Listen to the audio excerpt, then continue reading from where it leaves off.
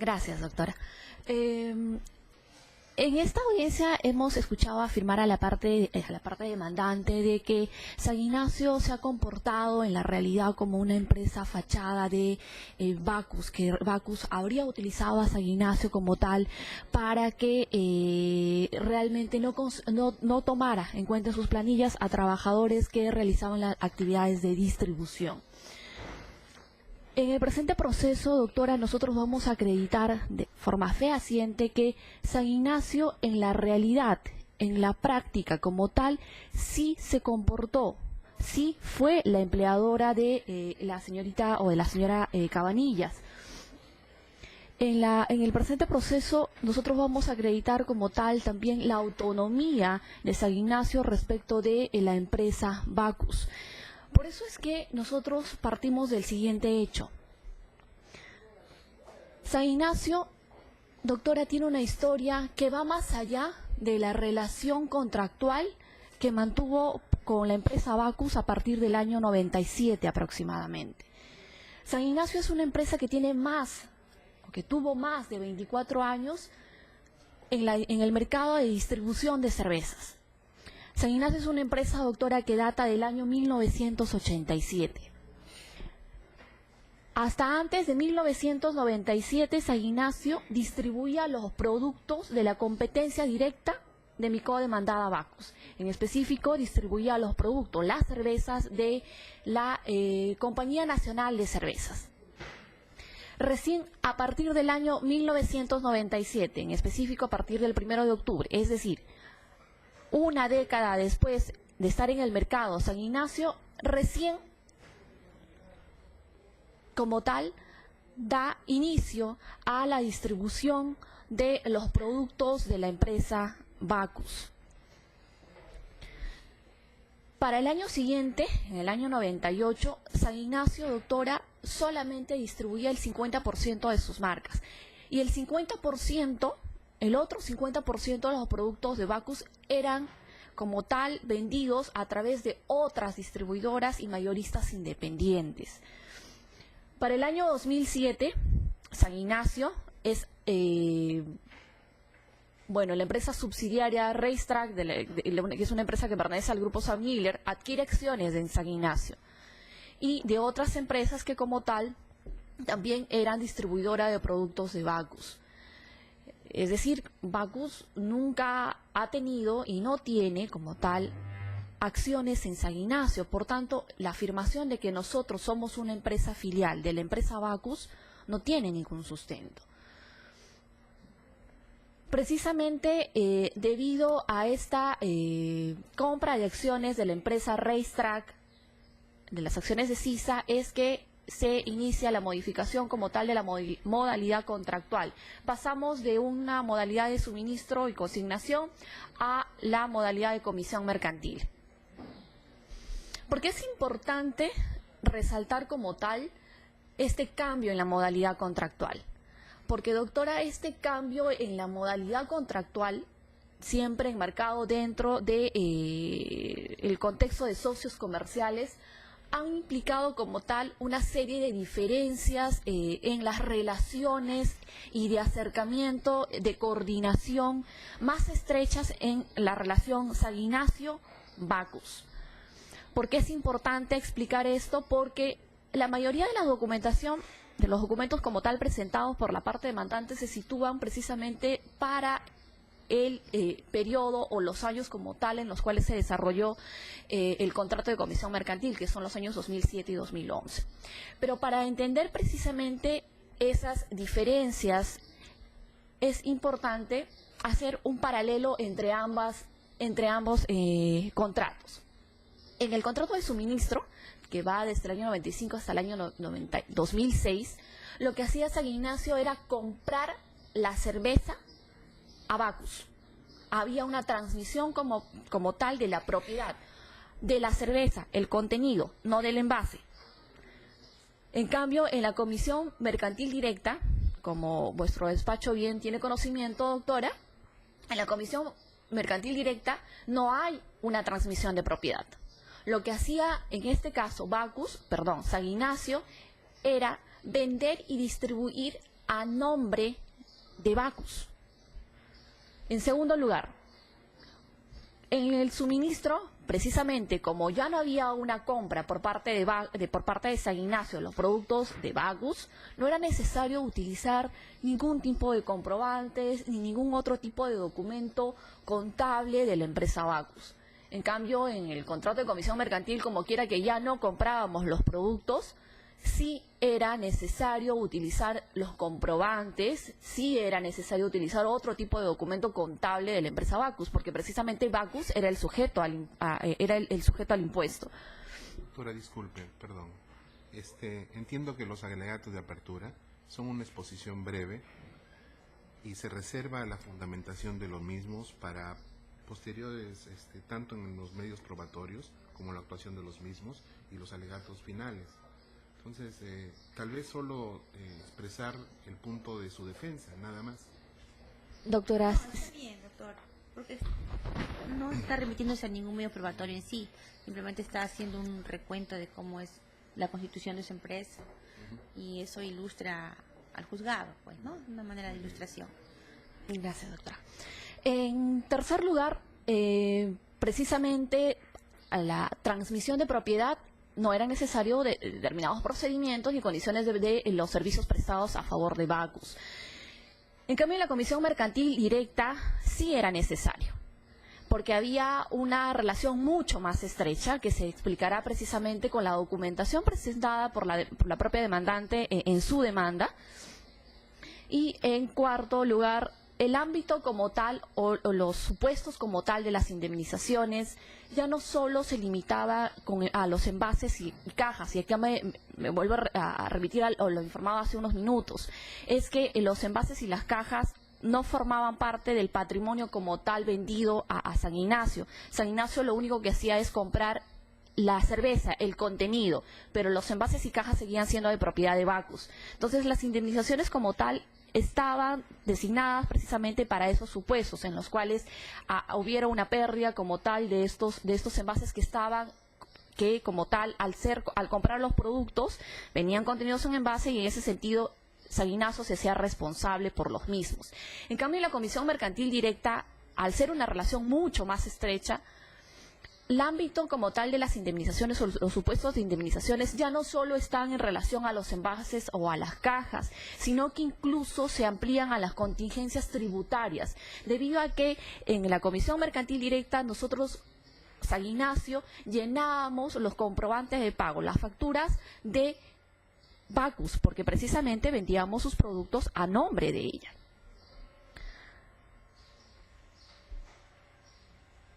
Asimismo, doctora, nosotros vamos a acreditar de forma fehaciente, como se indicó en la primera parte de esta exposición, que San Ignacio fue quien como tal se comportó como empleadora y en ese sentido fue quien subordinó a la demandante. ¿Por qué?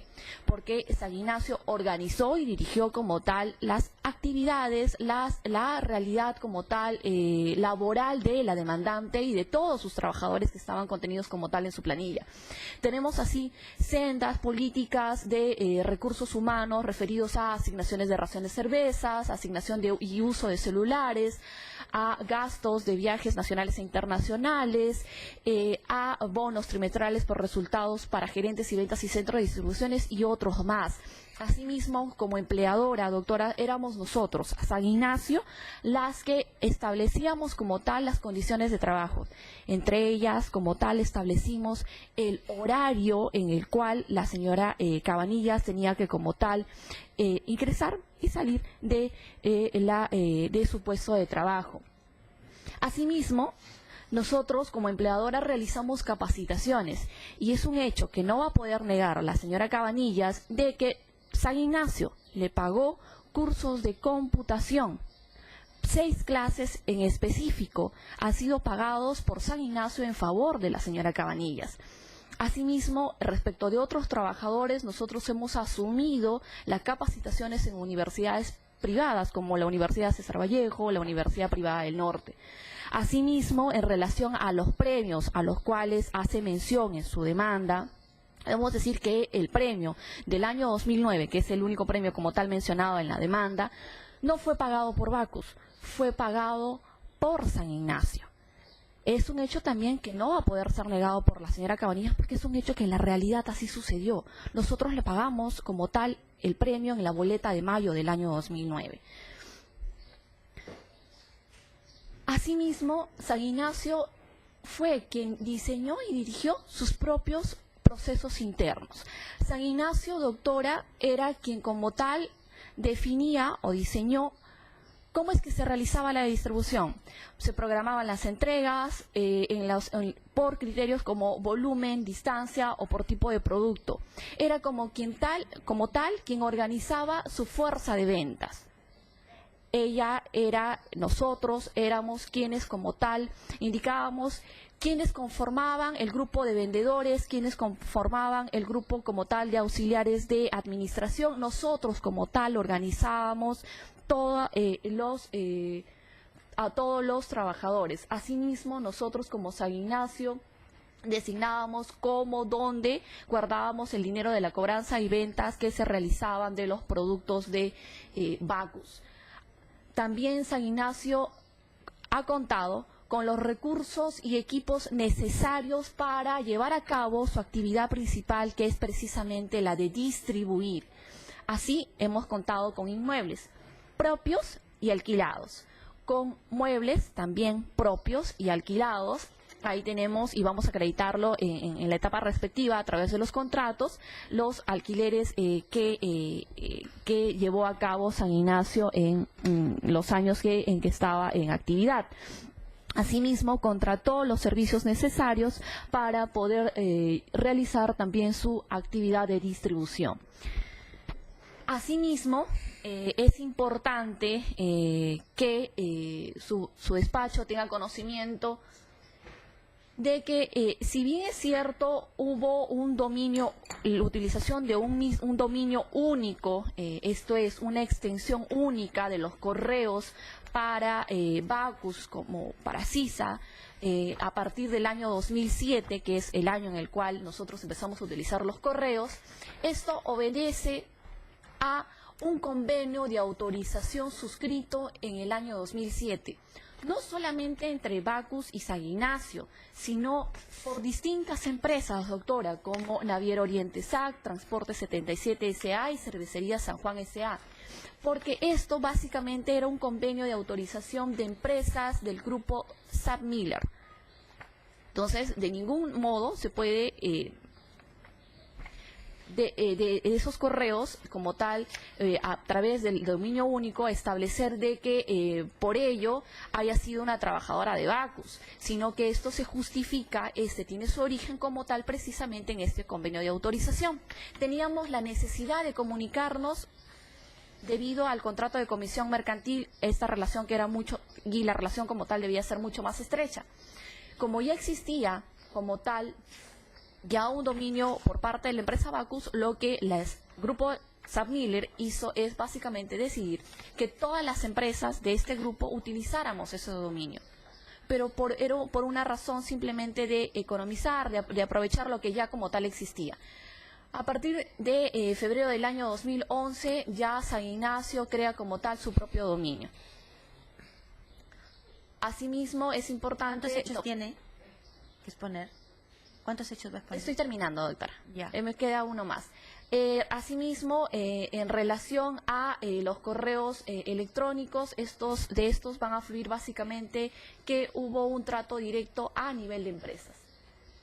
Para ir finalizando, doctora, San Ignacio actuaba bajo su propia cuenta y riesgo. Un ejemplo de ello es precisamente las indemnizaciones que pagó por envases y por pérdida de estos envases a favor de la empresa Bacus, que ascienden a los montos, por ejemplo, un par de ejemplos de estas indemnizaciones son las sumas de 166.268.40 y 63.753 nuevos soles.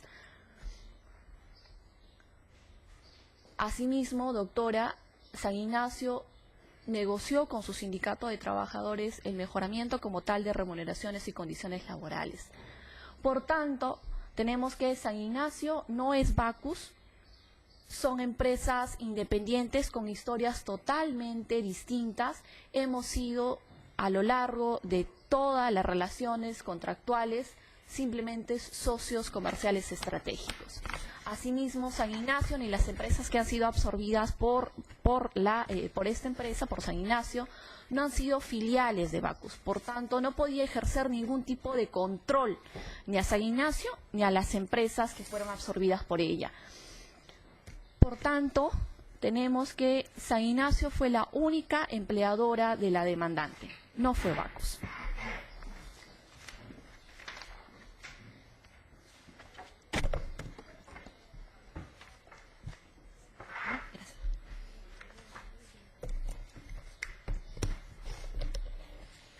Ya.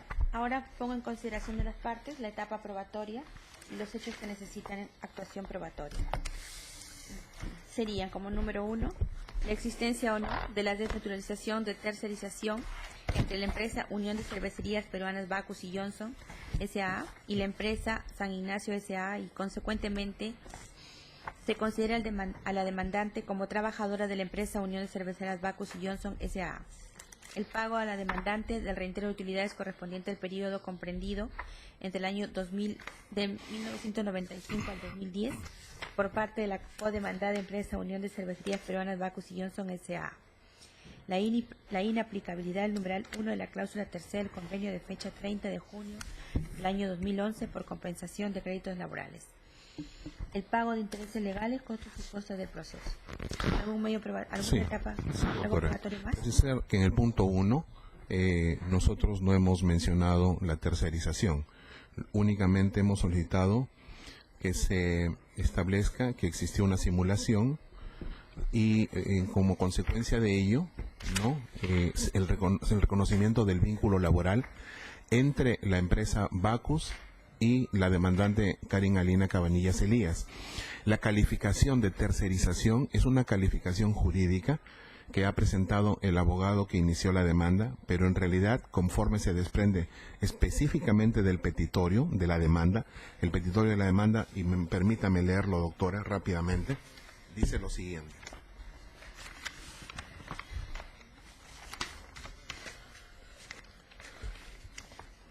La presente acción es una demanda de carácter laboral con el objeto de que se me declare trabajadora de la empresa Unión de Cervecerías Peruanas Bacus y Johnston Sociedad Anónima. Ok. Luego dice, debido a la desnaturalización de la tercerización. Pero en realidad, la desnaturalización de la tercerización es una calificación que la abogada hace a partir de un hecho que nosotros hemos rescatado en este caso. Lo que se quiere en realidad es que se establezca el reconocimiento del vínculo laboral. Nada más, doctora, en ese punto. Pero entonces usted estaría modificando su petitorio, porque la parte demandada ha contestado de acuerdo al petitorio que está acá. Tenga en cuenta, doctora. No podríamos ahorita cambiarlo. Tenga en cuenta, doctora, que las calificaciones posteriores ni circunscriben ni limitan la petición principal. ¿Por qué razón? Porque en tanto existe el principio iura nubit curia, que le faculta al juez a encuadrar los hechos dentro de un determinado derecho. En ese sentido, lo que se está diciendo acá es, señores, lo que nosotros queremos es que se reconozca que Bacus era la real empleadora. Está bien, ese es el punto. A nosotros nos parece, y nosotros proponemos, así está como puesta en la demanda, ¿no?, que puede ser una tercerización, una desnaturalización de la tercerización, pero eso corresponderá a la judicatura determinarlo. En cuanto estamos coincidentes con el punto de la judicatura, es que lo que queremos es el reconocimiento del vínculo laboral.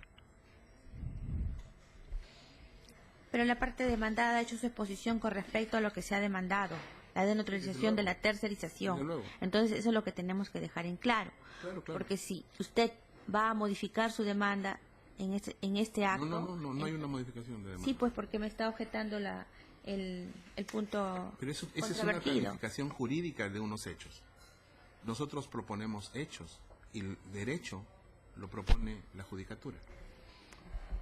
No, porque usted me está diciendo que no califique como tercerización. Usted me está diciendo que es una simulación. Es diferente a la tercerización. Nosotros, lo que estamos haciendo es, pongámoslos en este punto. Reconocimiento de vínculo laboral. Nada más. sea que ahora usted considera que ha habido un vínculo laboral entre la demandante y Bacus, nada Así, más. Sí, claro, nada Vínculo más. laboral. Vínculo laboral. Reconocimiento. Y ese es el que demanda.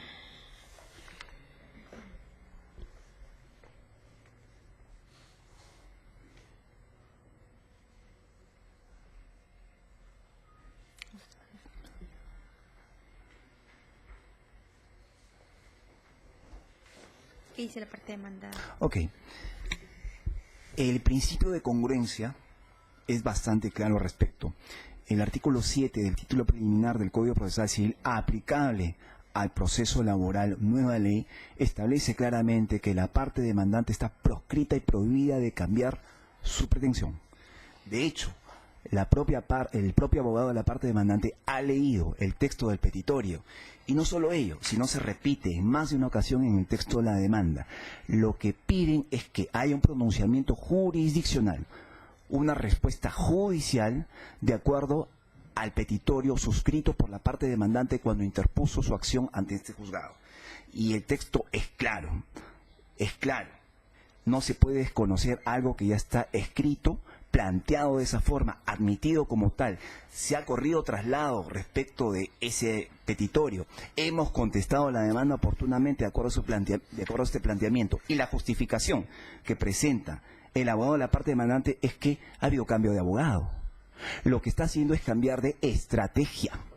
No es, y lo que quiere, y para hacerlo, quiere legitimarlo pidiendo el cambio de la pretensión. Porque la pretensión, tal y como está planteada, merece una respuesta exacta en el fallo judicial. Entonces, no puede desdecirse, no puede contradecir a su patrocinado que ha presentado esta demanda en esos términos. Vulneraría el debido proceso, vulneraría mi derecho fundamental, el derecho humano de mi patrocinada al debido proceso, si es que se admite ese pedido. Definitivamente, la pretensión está tal cual. Basta con leerla, basta con transcribirla. Y en efecto, lo que pide el demandante es que se declare trabajadora de Unión de Cervecerías Peruanas Bacus y Johnston debido a la desnaturalización de la tercerización y todas las hojas de la demanda, que tienen más de 60 páginas. Está escrito en ese texto. La demanda data del año 2011, o sea, 2 años después o un poco menos, no se puede cambiar. Y el proceso laboral no toleraría, un debido proceso no toleraría ese cambio. Por eso es que, doctora, pido que se mantenga y se respete el texto planteado en la pretensión, incluido dentro de sus puntos necesitados de prueba establecidos en el acta y en esta audiencia oral, y se desestime el pedido del demandante. Y más bien, solicito de que en los puntos necesitados de prueba se incluya, y ahí coincido con la parte demandante, si es que, a fin de determinar si es que entre la demandante y Bacus ha existido un vínculo laboral directo, tal como lo pedí en la audiencia anterior. Con su permiso, hago traslado a la abogada de CISA. Doctora, usted hace unos minutos, cuando precisamente se pronunciaba respecto al pedido del doctor, de mi colega, usted advirtió algo que es muy importante. Dijo, en la demanda ha pedido la desnaturalización de la tercerización y ahora dice una simulación. No se puede catalogar con el hecho de que no, el juez tiene que como tal adecuar los hechos a la norma. No, es que no podemos perder de vista que la desnaturalización, como usted bien lo ha advertido, tiene supuestos, es decir, causales por las cuales precisamente se llega a concluir si existe o no una desnaturalización. Entonces, en la demanda expresamente se está afirmando o se está demandando una desnaturalización de la tercerización. Eso implica que como tal nosotros hagamos un análisis de cada una de las causales de desnaturalización, de tercerización, a fin de determinar si que como tal se configuran o no. Entonces, el hecho de la tercerización no basa por un simple aplicación de normas, no. Implica como tal el análisis de causales, de supuestos, de hechos establecidos por la norma, de cuáles son esos supuestos en los cuales se desnaturaliza. En ese sentido, ha sido planteada la demanda. Más allá que del abogado, lo que importa es que como tal ha sido suscrita porque en estos momentos está aquí presente la señora Cabanillas, que es la demandante.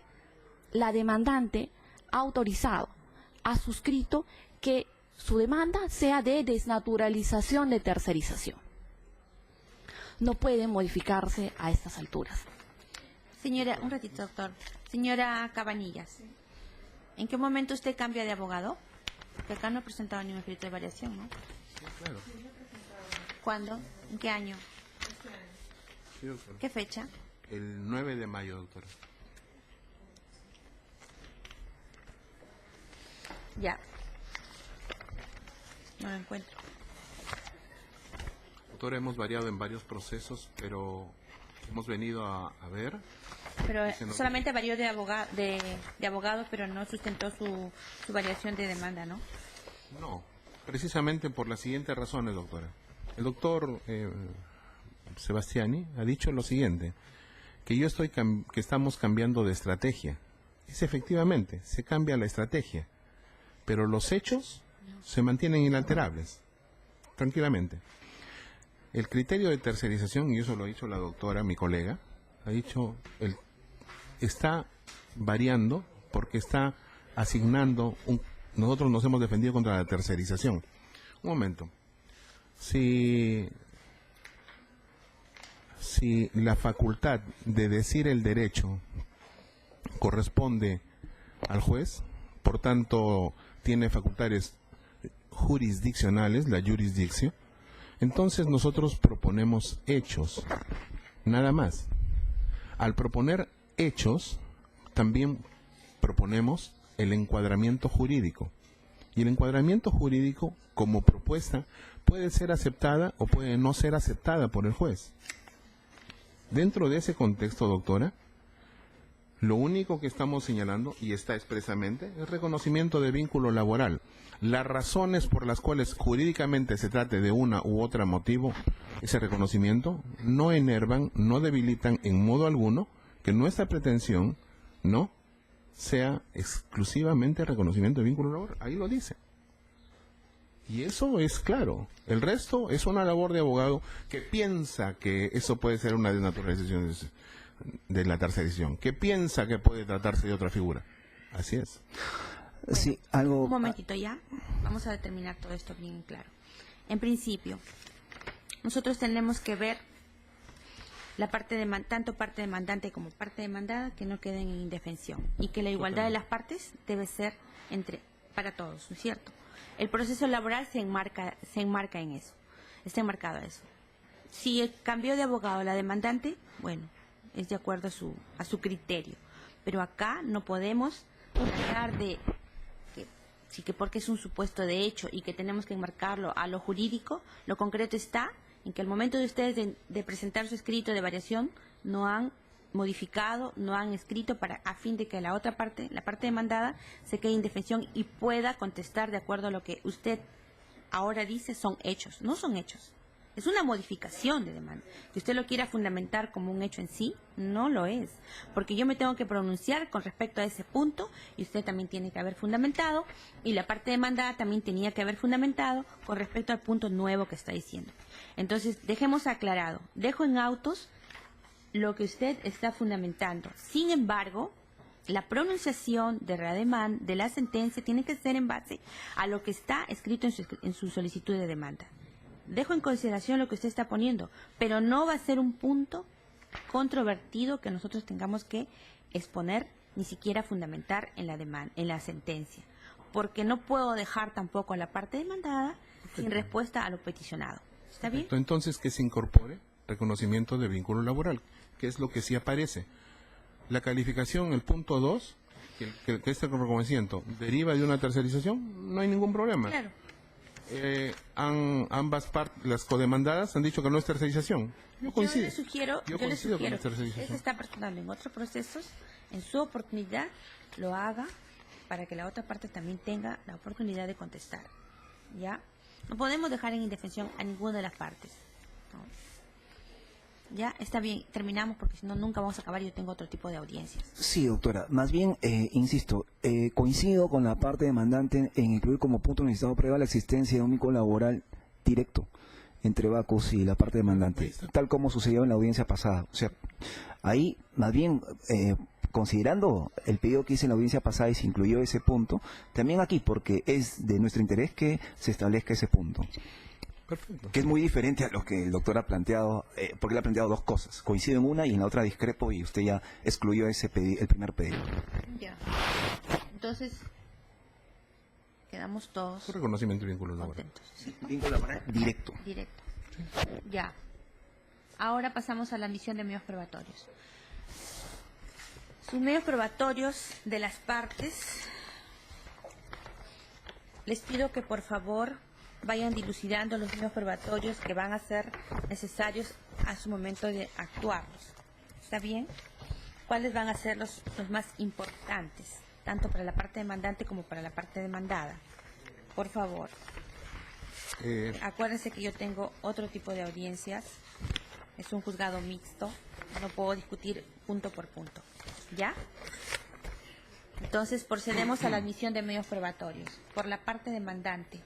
Por la tenemos- parte demandante, el anexo. Sí, no, Uno los B. voy Usted lo va a a poner. numerar y Ah, ya, usted ok. los tiene en cuenta, los que usted va a considerar al momento de actuar.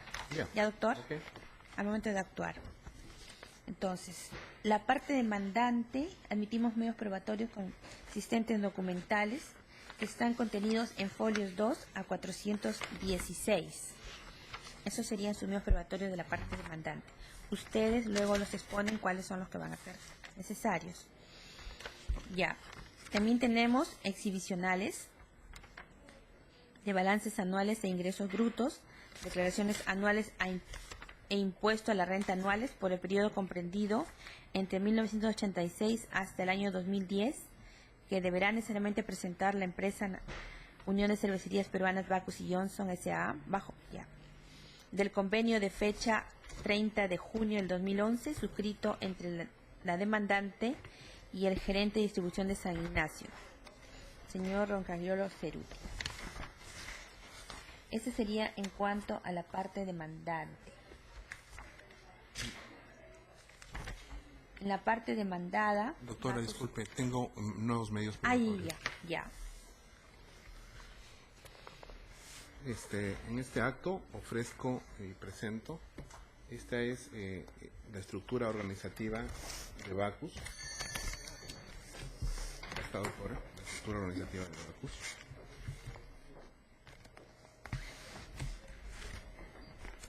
Sí. Para referencia también, la sentencia recaída en el expediente 27786.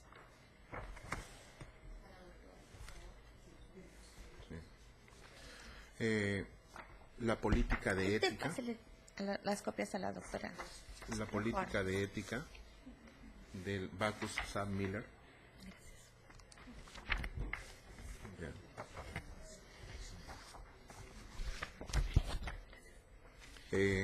También el memorando TES 01005. Sí, son medios probatorios extraordinarios y tienen que ser copia a copia. Ahorita un momentito el traslado. Pero que no implica que los haya admitido todavía. Todavía no, pues, por eso. No, un momentito. Ya le- Son copias. ¿Qué más? Sí, eso nada más. Porque el resto son- Ya. Exponga, doctor. Esto también, perdón. Bueno, ¿Esto no está en el expediente? ¿Esto no está en el expediente? Ah, ya, ok. Eso nada más, doctor. ya. A ver, por favor, una enumeración de nuevo. Ya, bueno. Corremos traslado de los medios probatorios a la parte de... No, pero son sus medios probatorios que están presentando nada más. Ya después los vamos a actuar o no, cuando ustedes se van a oponer, ¿ya? Es que se oponen. Doctora, A la hora de actuación. si me permite, primero el doctor tendría que fundamentar Sí. cómo es que presenta un medio probatorio, no en su demanda. Sí, sí. Sus medios probatorios fundamentelos, por favor. Perfecto. El medio probatorio consistente en lo que es la estructura organizativa de Bacus, ¿no? Tiene como finalidad en este proceso demostrar que la propia Bacus considera dentro de su estructura organizativa a la empresa CISA. Adviértase que en el caso de Trujillo aparece dentro de su estructura operativa CISA. Estamos hablando del organigrama de Bacus. Por lo tanto, la propia Bacus ha considerado a la empresa demandante dentro de su estructura y eso determina subordinación. En segundo lugar está el hecho que hemos alcanzado también, es aun cuando no es no es materia probatoria, pero lo hemos alcanzado en vía de referencia, en vía de ilustración, la sentencia recaída en un expediente en un juzgado en Lima. Lo tengo por acá, ya ustedes lo tienen también. También hemos alcanzado el memorando TES, ¿no? Permítame, TS 01005.2006, mediante el cual la empresa Bacus comunica a todas, de alguna manera, sus distribuidoras, la contratación de una póliza de accidentes personales a favor de los trabajadores de sus distribuidoras. Y esto lo hace Bacus. Entonces, esto nos hace probar una vez más el tema de la subordinación y por eso lo estamos incorporando. Hemos alcanzado también la política de ética de Bacus Sam Miller, donde le asigna a CISA y a otras distribuidoras la condición de colaboradoras, pero además le impone una serie de obligaciones extraordinarias sobre que de alguna manera desnaturalizan totalmente la relación que los vinculaba, que es la de comisión mercantil. Hemos alcanzado también, creo que con eso es suficiente, los 4 medios. Así. Sí. Ya. Entonces ya tenemos presentados y admitidos estos medios probatorios. Lo discutimos después, por favor. Doctora, ahorita no nos vamos a poder discutir. no, claro que sí, si me permite, doctora. Cuando me refería a que el doctor fundamente, me refería precisamente al artículo 21 de la nueva Ley Procesal del Trabajo, la que establece que los medios probatorios se presentan conjuntamente con nuestros actos postulatorios, salvo se refieran a hechos nuevos o hubiesen sido conocidos o obtenidos con posterioridad. Entonces, estamos hablando de que en la nueva Ley Procesal del Trabajo las etapas son preclusivas. Entonces, he escuchado al doctor, a mi colega, referirse a la finalidad, pero no encuadrar en que si se tratan de hechos nuevos o sean conocidos o sido obtenidos con posterioridad y acreditar que ello haya sido así. Solo y únicamente ha indicado la finalidad de estos documentos.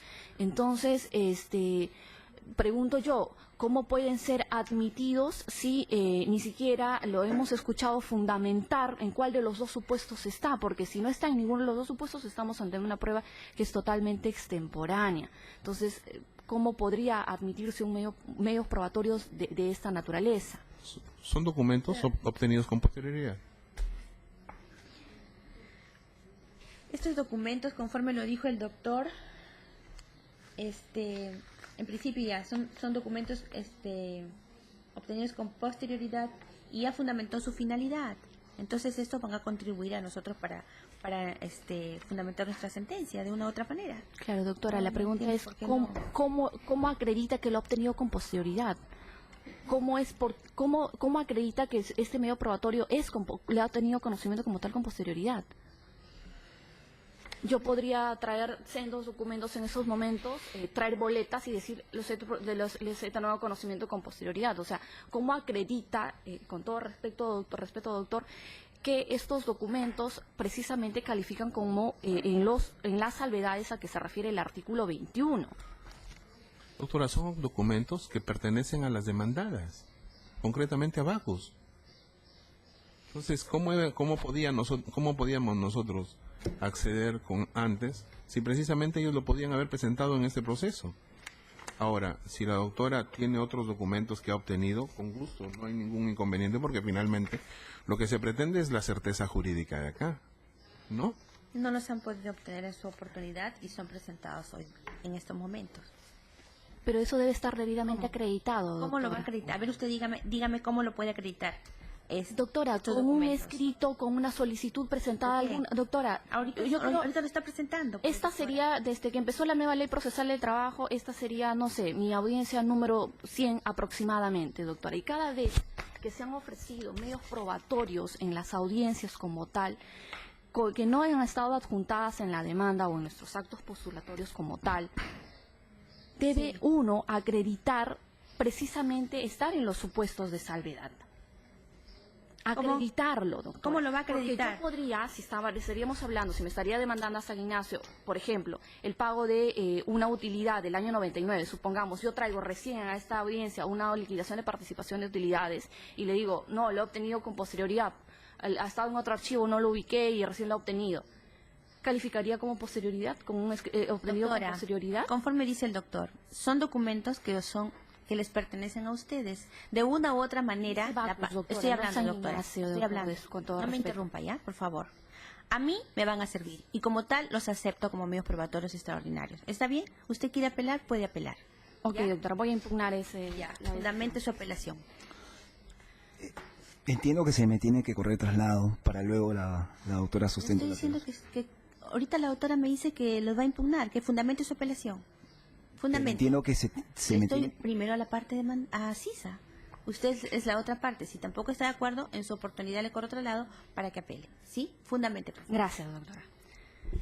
En principio, como tal, San Ignacio formula apelación contra la decisión de vuestro despacho a la admisión de los documentos denominados Política de Ética Bacus ab Miller, Memorando TES/0105.2006 y Estructura Organizativa de Bacus al 30 de abril del año 2007. ¿Por qué y en qué se sustenta básicamente esta apelación? El artículo 21, si me permite, doctora. El artículo 21 de la nueva Ley Procesal del Trabajo expresamente establece lo siguiente. Los medios probatorios deben ser ofrecidos por las partes únicamente en la demanda y en la contestación. Extraordinariamente, pueden ser ofrecidos hasta el momento previo a la actuación probatoria, siempre y cuando estén referidos a hechos nuevos o hubiesen sido conocidos u obtenidos con posterioridad. Esto implica que como tal, el respeto como tal al principio de preclusión. Si los medios probatorios, con el caso en concreto, no han sido los antes descritos ofrecidos en la demanda, implican como tal que deberían estar encajados en el supuesto del artículo 21 en la salvedad. Pero para tal fin, la demandante debe acreditar que precisamente estamos ante medios probatorios que realmente hayan sido conocidos u obtenidos con posterioridad y no se trate a un hecho negligente de que habiendo tenido en su oportunidad no los haya adjuntado o que no haya hecho la búsqueda como tal en su legajo porque veo que ha tenido un buen legajo de documentación.